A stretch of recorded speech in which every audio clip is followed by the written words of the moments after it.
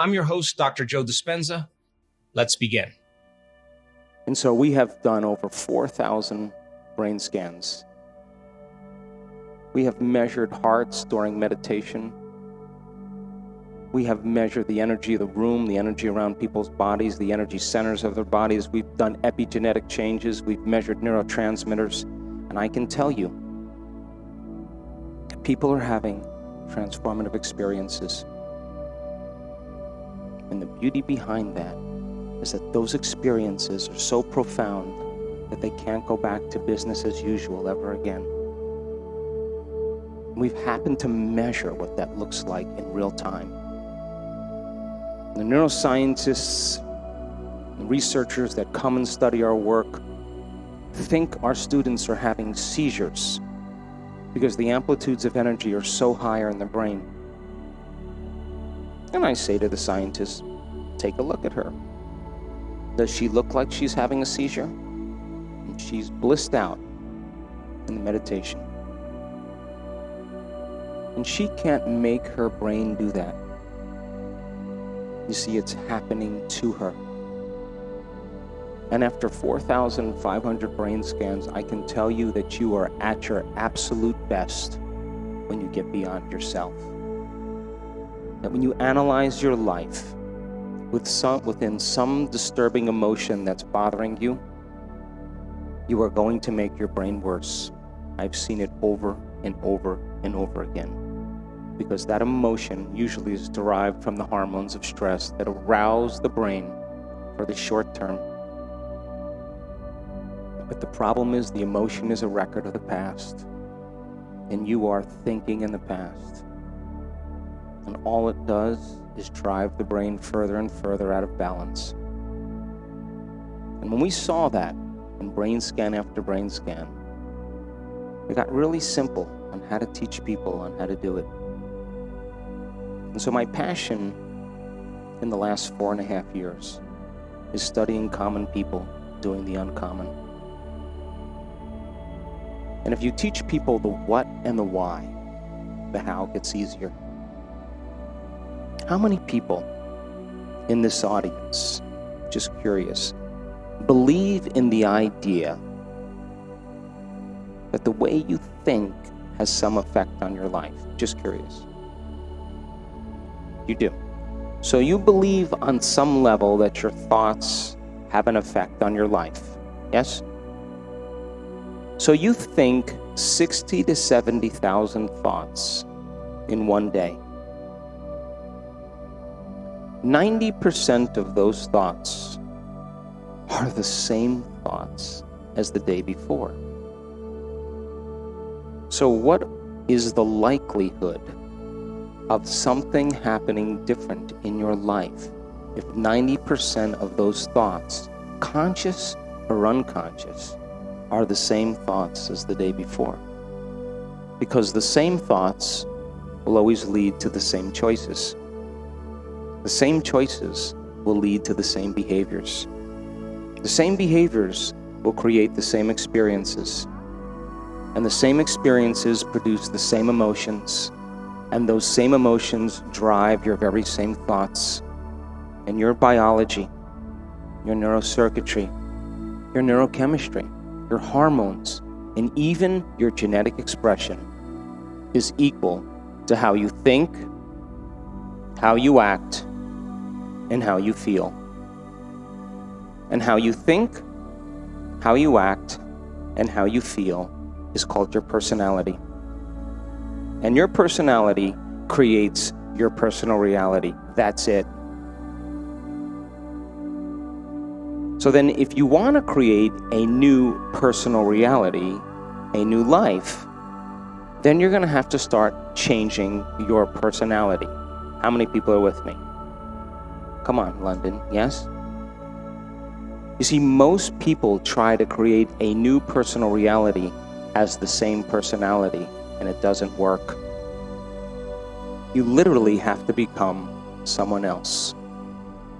So there's a principle in neuroscience that says that nerve cells that fire together wire together.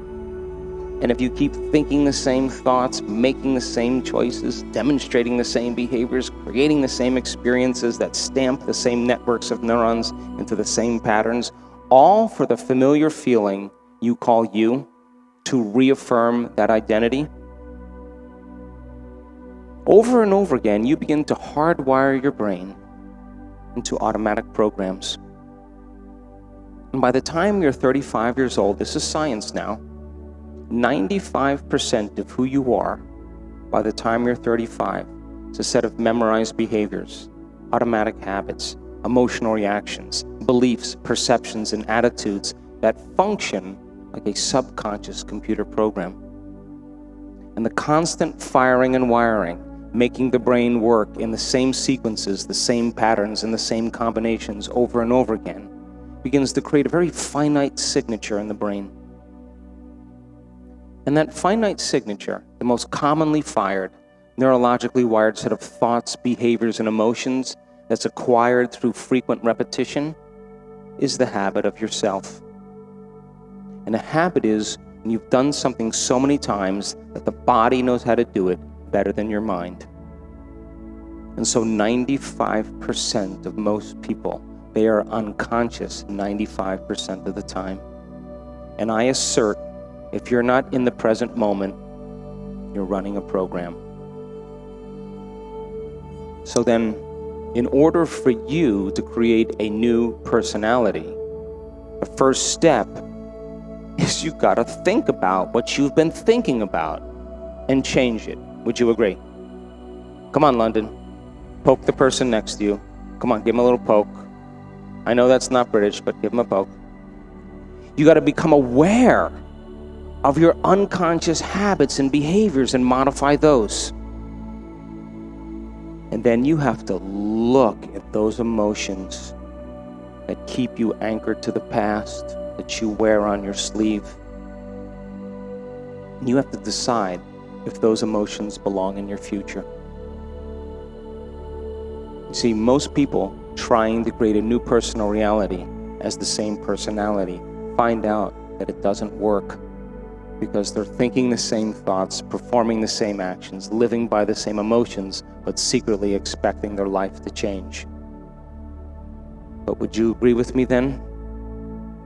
New thoughts, new information, new knowledge should lead to new choices. And new choices should lead to new behaviors. And new behaviors should create new experiences. And new experiences should produce new feelings and new emotions. And those new feelings and emotions should inspire new thoughts. And that's called evolution. But you see, the hardest part about change is not making the same choice as you did the day before. That's the hardest part. And you see, if 95% of who you are is a set of unconscious thoughts, behaviors, and emotions, and the moment you start becoming conscious of those unconscious thoughts, the more aware you are of them, the less unconscious you go. And every single person in this room, at some time in their lives, has done something great. And you know, the problem is that the brain is organized to reflect everything you know in your life. Your brain is a record of the past. It's an artifact of everything you've learned and experienced to this moment. And if feelings and emotions are the end product of past experiences, and you can remember experiences better because you remember how they feel. If you're feeling the same way every single day, doesn't that mean nothing new is happening in your life?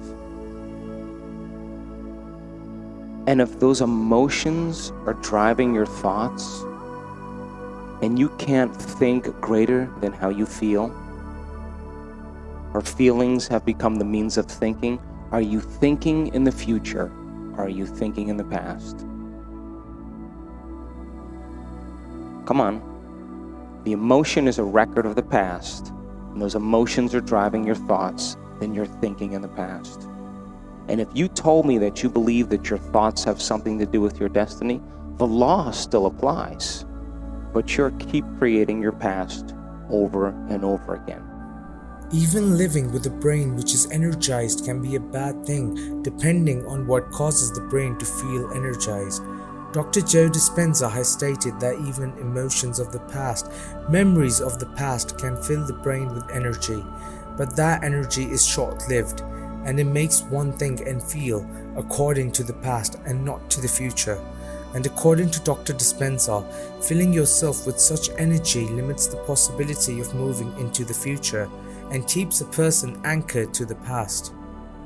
But I hope you guys enjoyed the video, and do make sure to share your thoughts with us in the comment section.